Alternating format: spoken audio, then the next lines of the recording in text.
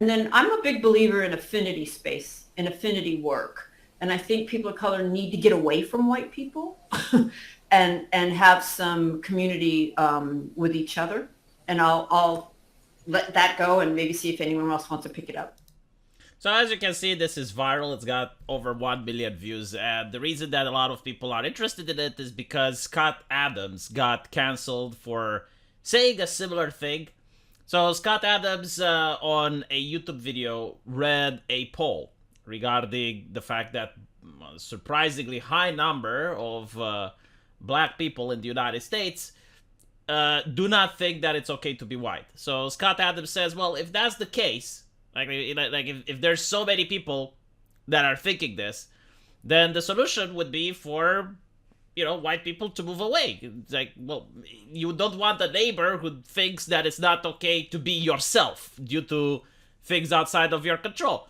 And he got canceled for it. Like people attacked his sponsors. As far as I know, no one has asked him to a debate.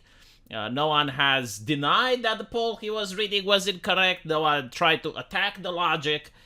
But the message was clear. You're not allowed to think this way. It's unacceptable. And yet here you have Robin DiAngelo, which is a very famous author in the US. Many corporations are recommending her book, which is called White Fragility.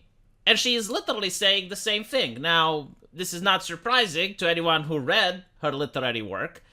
She basically believes that to be white is to be racist, and if you're a white person who denies that you're racist, that just proves that you are racist. So there's literally no way of escaping the racism.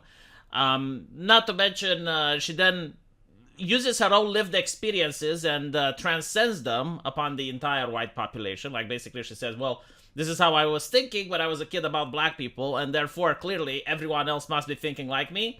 And this is due to the fact that society is systemically racist, and that's her argument, basically. Complete nonsense, unscientific, her opinion.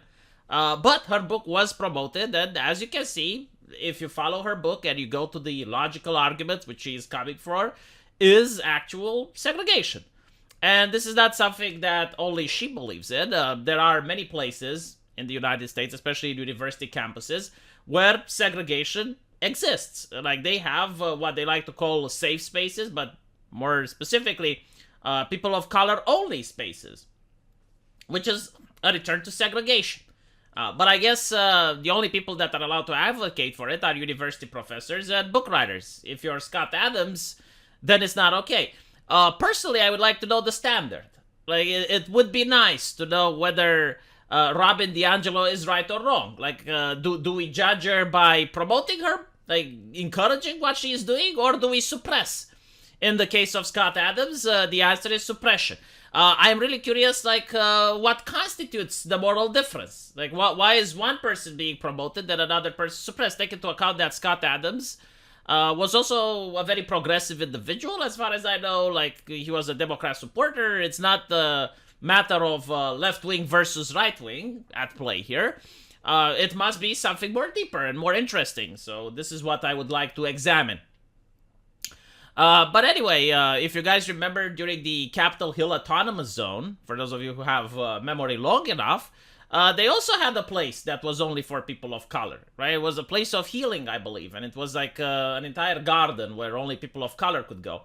So there is definitely a segregationist movement within left-leaning, well, more like radical left-leaning identitarian movement in the United States.